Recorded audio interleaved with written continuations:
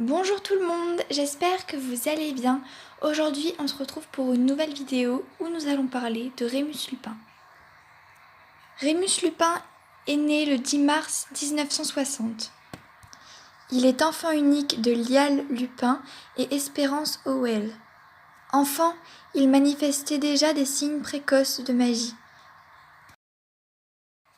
Cependant, peu avant son 5e anniversaire, Fenric Greyback, un des loups-garous les plus féroces de Grande-Bretagne, avait eu une querelle avec son père, celui-ci ayant qualifié les loups-garous de créatures dépourvues d'âme, diaboliques, ne méritant que la mort. Se vengea en s'attaquant au jeune Rémus Lupin. Greyback força la fenêtre de sa chambre et l'attaqua sauvagement avant d'être arrêté de justesse par Lial, le père de Lupin, juste à temps pour sauver son fils. Cependant, Rémus était déjà mordu et il était condamné à une existence de loup-garou. Ses parents firent tout leur possible pour trouver un remède, mais aucune potion ni aucun sortilège ne fonctionna. La famille fut obligée de vivre une vie de nomade, déménageant à chaque fois que quelqu'un de leur entourage avait le moindre soupçon. Rémus, qui n'avait pas le droit de jouer avec les autres enfants, de peur qu'il ne révèle son état, eut donc une enfance très solitaire. Tant que Rémus était petit, il était relativement facile de l'enfermer pendant ses transformations. Un simple verrou et une série de sortilèges, de silence suffisaient à le maîtriser. Mais à mesure qu'il grandissait, il devenait de plus en plus puissant. À l'âge de 10 ans, il était capable de défoncer des portes, de briser des fenêtres. Des sortilèges encore plus puissants durent alors être employés pour parvenir à le contrôler. Rongé d'inquiétude, ses parents savaient que la communauté, déjà terrorisée par l'intensification des loups-garous, n'accepterait jamais un loup-garou parmi eux. Les ambitions qu'ils avaient nourries pour leur fils semblaient désormais irréalisables.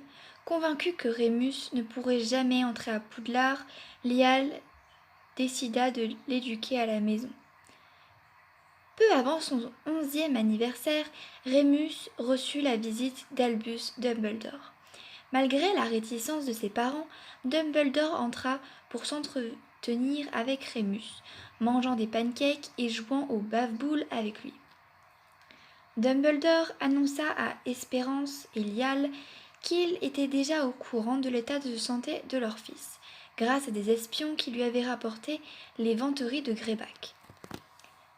Ajoutant qu'il ne voyait pas pourquoi Rémus ne pourrait pas venir étudier à Poudlard, le directeur s'empressa de décrire à la famille de Lupin les dispositions qu'ils avaient prises pour offrir à Rémus un lieu sécurisé où il pourrait se cacher pendant cette transformation.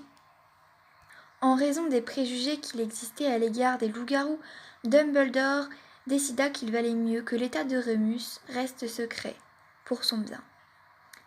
Une fois par mois, il faisait sortir Rémus du château par un tunnel secret, spécialement construit pour lui dans le parc de Poudlard, et l'enfermait dans une maison confortable du village de Pré-Hollard, protégée par de nombreux sortilèges. Le jeune Rémus pourrait ainsi se transformer tranquillement, sans inquiéter personne. Rémus était ravi, car depuis tout le jour, il rêvait de côtoyer d'autres enfants et brûlait d'impatience de pouvoir se faire des amis pour la première fois de sa vie.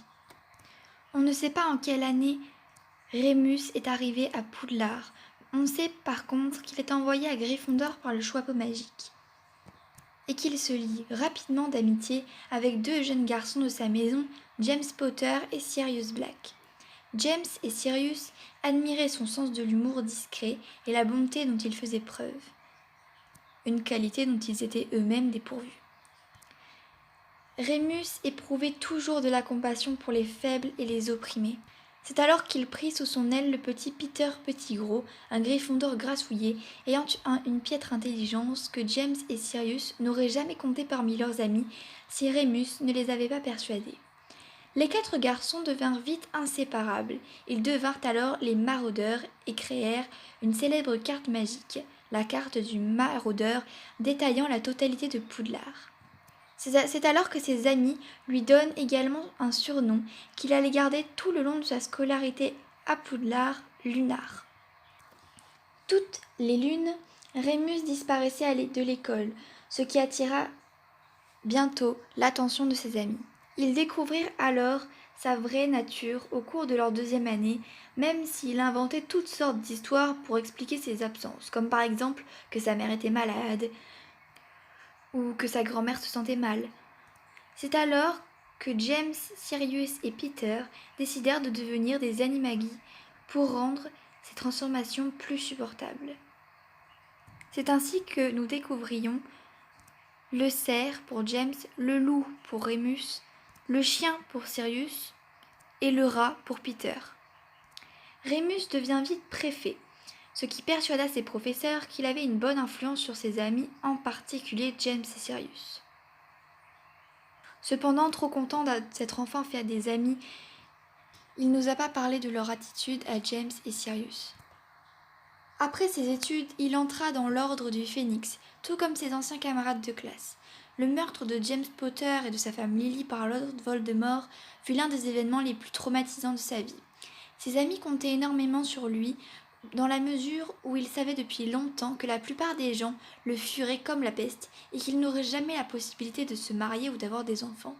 Pire encore, en l'espace de 24 heures, il avait également perdu ses deux autres meilleurs amis. Rémus était en mission pour l'Ordre du Phénix, dans le nord du pays, quand il apprit que l'un d'eux avait été assassiné par l'autre et qu'il était désormais incarcéré à Azkaban. On découvrira bientôt que cela n'était en réalité qu'une fausse accusation contre Sirius Black et que c'était en réalité Peter Pettigrew qui avait trahi James et Lily. Une découverte importante apporta à Rémus une bouffée d'espoir, l'invention de la potion Tulou.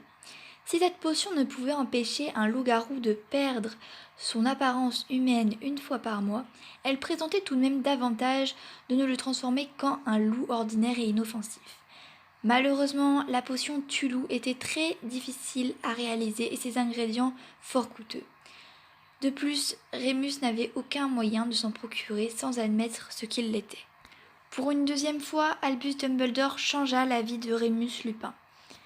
En venant frapper à sa porte, Rémus fut stupéfait d'apprendre que Dumbledore souhaitait lui confier le poste de professeur de défense contre les forces du mal. Malgré ses réticences, il finit par accepter quand Dumbledore lui expliqua qu'il mettrait à sa disposition un stock illimité de potions Tulou, grâce à l'aide du maître des potions de Poudlard, Severus Rogue. En 1993, des détraqueurs pénètrent dans le Poudlard Express à la recherche de Sirius Black. Rémus, qui voyage dans le même compartiment que le trio, Ron, Hermione et Harry, chasse un détraqueur avec un Patronus, une entité d'espoir créée par un sorcier pour le protéger, car celui-ci attaquait Harry qui s'était évanoui. Rémus se montre être le meilleur professeur de défense contre les forces du mal et est apprécié d'absolument tous les élèves, sauf bien sûr certains serpentards comme Drago Malfoy qui se moquent de ses vêtements miteux et de sa mine fatiguée. Ses cours comprennent de la pratique et notamment comment vaincre un épouvantard avec le sort Ridiculus. Après que Harry se fut fait attaquer par un détraqueur, il demanda à Rémus de lui apprendre comment créer un Patronus.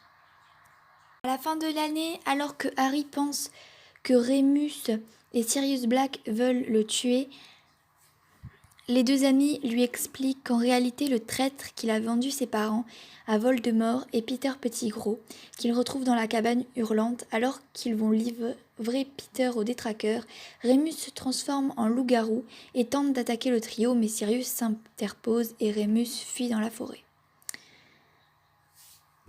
C'est à la fin de l'année que Rogue annonce accidentellement que Lupin est un loup-garou. C'est alors que Lupin fut obligé de démissionner de son poste. En 1995, Rémus vient chercher Harry au 4 Private Drive pour l'emmener au 12 Square Grimmauld, le nouveau quartier général de l'Ordre du Phénix. Un peu plus tard, Rémus se rendra au mariage de Bill et Fleur et défend vaillamment le terrier lorsque Lord Voldemort prend le contrôle du ministère de la magie. Rémus tomba amoureux d'une jeune sorcière, Nymphadora Tonks. C'était la première fois de sa vie qu'il tombait amoureux. Mais Rémus décida de garder ses sentiments secrets. Se sentant sale et indigne depuis sa morsure, il ne lui vint jamais à l'esprit que Tonks pouvait partager ses sentiments. Un soir, alors qu'ils surveillaient ensemble la maison d'un mange-mort, tapis dans la pénombre, au bout d'un an d'une amitié de plus en plus profonde, Tonks fit une remarque anodine à propos de l'un des membres de l'ordre. « Il est plutôt pas mal, hein, malgré Azkaban. » Incapable de se retenir, Rémus répliqua amèrement qu'elle avait sans doute succombé, elle aussi, au charme de son vieil ami, rétorquant que c'était toujours lui qui attirait les filles. Tonks devint alors furieuse et lui dit « Si tu arrêtais un peu de t'apitoyer sur ton sort, tu verrais très bien pour qui j'ai succombé. » Bientôt, Tonks tomba enceinte de Rémus, qui prit la décision de refuser les missions de l'Ordre du Phénix. Leur enfant, un garçon, fut appelé Ted Rémus, dit Teddy, en hommage au père de Tonks récemment décédé. Au grand soulagement de ses parents, le petit Teddy ne montrait aucun signe de lycanthropie à sa naissance. Par contre, il avait hérité de sa mère la faculté de changer d'apparence à sa guise. La nuit suivant la naissance de Teddy, Rémus laissa brièvement Tonks et leur fils sous la protection de sa belle-mère pour aller voir Harry. C'était la première fois qu'il le revoyait depuis très longtemps. C'est ainsi que Harry devint le parrain de Teddy. Après avoir confié le petit Teddy à sa grand-mère, Rémus et Tonks revinrent tous deux à Poudlard pour participer à la dernière bataille contre Voldemort. Le couple savait pertinemment que si Voldemort remportait la bataille, leur famille serait exterminée dans la mesure où leur appartenance à l'ordre du Phénix était connue, que la tante mange-mort de Tonks, Bellatrix Lestrange, voulait la supprimer, et qu'avec ces gènes moldus loup-garou, leur fils allait à l'encontre de la doctrine du sang pur. Le 2 mai 1898, Rémus emprunte le passage qui relie la tête de sanglier à Poudlard et vient prêter main forte aux élèves pour défendre Poudlard des mange-morts. Sa femme, Nymphadora Tonks, le suivit malgré les avertissements de Lupin. Tonks est tué par sa tante Bellatrix Lestrange. Quant à Rémus, durant la bataille, finit par tomber aux mains d'Annin d'Olof, l'un des mange-morts les plus fidèles de Voldemort, qui, contrairement à Rémus, venait de passer les derniers mois à tuer et mutiler sans relâche.